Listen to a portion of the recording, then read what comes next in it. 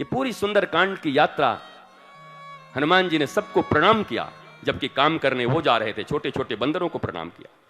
आगे जब बढ़े, उड़ वो सकते थे, पर उन्होंने क्या कहा, बार बार रघुवीर संहारी। अपनी साधना के बल का घमंड नहीं किया, उन्होंने कहा रघुनाथ की कृपा से हो रहा है, मेरी कोई साधना नहीं है।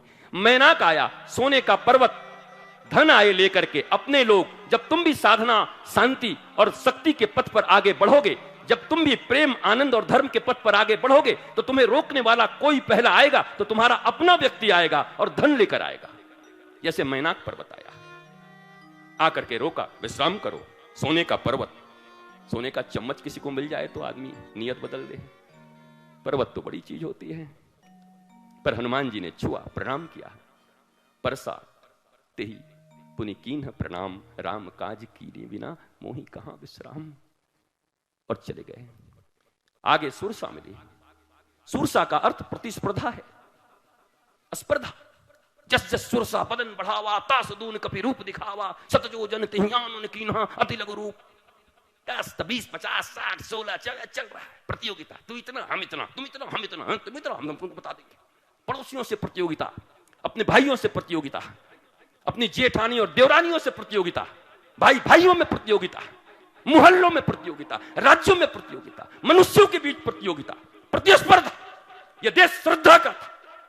इस देश में श्रद्धा, श्रद्धावान लभते ज्ञानम, श्रद्धा विश्वास स्वरूपिनो, वंदे भवानी शंकरो। पर यहां प्रतिस्पर्धा आ गई, प्रतियोगिताएं आ गई। हनुमान जी ने प्रतियोगिता नहीं की, थोड़ी देर तक अपना रूप दिखाया, रामदूत हूं। हनुमान जी काम करने जा रहे हैं, अपना अहंकार साबित करने नहीं। हनुमान जी वो 7 योजन क्या था, हनुमान जी 200 योजन कर सकते थे। हनुमान जी हैं ये, साक्षात भोलेनाथ हैं, कुछ भी कर सकते थे। अति लघु रूप पवन सुत लीना। हनुमान जी ने कहा भैया तुम्हारे पास टाइम है प्रतियोगिता का, मेरे पास नहीं है। मुझे तो सीता का पता करने जाना है, शांति का पता करने जाना है, मुझे भक्ति लेने जानी है। मेरा लक्ष्य तय है, मिशन तय है, प्रोफेशन तय है। मेरा मिशन भी वही है, इमोशन भी वही है, रिलेशन भी वही है, प्रोफेशन भी वही है, डिवोशन भी वही है। अलग नहीं है। मेरे प्रोफेशन अलग नहीं है, मेरे रिलेशन अलग नहीं है, मेरे इमोशन अलग नहीं है, मेरा मिशन अलग नहीं है, मेरा डिवोशन अलग नहीं, सब एक है। प्यार भी वही है, अफेयर भी वही है। प्यार तो किसी और से और अफेयर किसी और से। ऐसे लोग बटे रहते हैं, जहां प्यार वहीं अफेयर, जो पत्नी वही अफेयर, अलग नहीं। एक जगह केंद्रायित, एक साधे सब सधे, सब साधे सब जाए। और इस बात को लेकर हनुमान जी ने प्रतिस्पर्धा का परित्याग किया, मुंह में गए, कान से निकल गए, प्रणाम किया। अब वही जो प्रतिस्पर्धा कर रही थी नागों की माता, अब उसने बल दिया कि जाओ सब काम करके आओ। हनुमान जी थोड़ा चौंके जरूर, सब, हम तो सिर्फ पता करने जा रहे हैं। हनुमान जी को कई जगह लोगों ने कंफ्यूज कर दिया। जो मिलता था आशीर्वाद बड़ा, सब काम करके आओ, वो तो बाद में वहां क्लियर हुआ जानकी जी के पास, जब त्रिजटा ने कहा कि मैंने देखा है कि कोई बंदर आकर के पूरा आग लगा दिया, तब हनुमान जी ने कहा अच्छा यही काम बाकी है, सब इसीलिए सब करे, सब काम करके आओ। तो लगता जलाना ही पड़ेगा। प्रतिस्पर्धा छोड़ दी, निकल गए, आशीर्वाद दिया। आगे सिंह का मिल गई।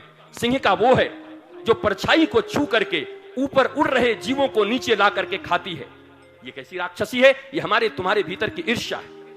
वो जहां रहती है वहां से उसको कोई तकलीफ नहीं। वो जलचर है, जल के पशुओं को नहीं खाती, जल के जीवों को नहीं खाती। ऊपर जो उड़ता है उसकी परछाई को पकड़ के नीचे गिराती है और फिर खाती है। इस दुनिया में किसी उड़ रहे, ऊंचाई पर जा रहे व्यक्ति के परछाई के द्वारा उसको बदनाम करके, उसको नीचे गिरा के, हमारे देश में ही चलता है, दुनिया में चलता है, समाज में चलता है, परिवार में चलता है। जब कोई ऊंचाई पर जाता है उसकी परछाइयों को पकड़ के उसे नीचे गिराया जाता है। यह सिंह का ईर्ष्या, ईर्ष्या जीवन में ऐसे ही करती है। जिसके जीवन में मात्सर्य है, ईर्ष्या है, वो किसी को ऊंचा उड़ता हुआ नहीं देख सकता। वो उसकी परछाई और छाया को, काले टीके को पकड़ के गिराएगा। उसको लाखों गुण में गुण नजर नहीं आएंगे, एक उसमें कुछ न कुछ खोजेगा, उसको गिराएगा नीचे, उसको समाप्त करेगा। हनुमान जी ने कहा दुनिया में सबको छोड़ा जा सकता है पर ईर्ष्या को छोड़ा नहीं जा सकता। इस पूरे घटनाक्रम में हनुमान जी ने अगर किसी राक्षसी को मारा तो केवल सिंहिका को मारा। अर्थात प्रतिस्पर्धा से भी तुम छोटे होकर निकल सकते हो, अभिमान को प्रणाम करके निकल सकते हो, धन को, सोने की पहाड़ को प्रणाम करके जा सकते हो, लेकिन ईर्ष्या को मारना पड़ेगा। अगर तुम्हारे भीतर ईर्ष्या जिंदा है, मात्सर्य जिंदा है, तो तुम जीवन में कभी भी कृष्ण, गोविंद, हनुमान, राम के नहीं हो सकते।